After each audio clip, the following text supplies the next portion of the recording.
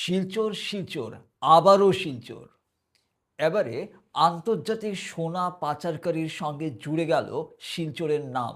Dubai থেকে Myanmar, Manipur, Mizoram হয়ে শিলচর, গুয়াহাটি, শিলিগুড়িতে আন্তর্জাতিক বৃহৎ নেটওয়ার্ক।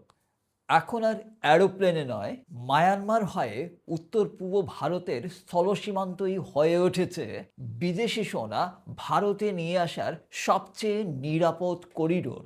আর এই নেটওয়ার্কের কেন্দ্রবিন্দুতে রয়েছে অসম, বিশেষ করে শিলচর হয়ে গুয়াহাটি। ইদানিং অসম পুলিশ এমনি এক বৃহৎ নেটওয়ার্কের হদিশ খুঁজে পেয়েছে এবং তাতেই এই ভাণ্ড ফাঁস হয়েছে। শিলচর এখন আন্তর্জাতিক পাচার চক্রের এক গুরুত্বপূর্ণ ট্রানজিট পয়েন্ট। ভাবতেই কেমন যেন গা শিউরে উঠছে। পরবর্তী ভিডিওতে এ নিয়ে ঘটনার গণগটা তুলে ধরা হবে।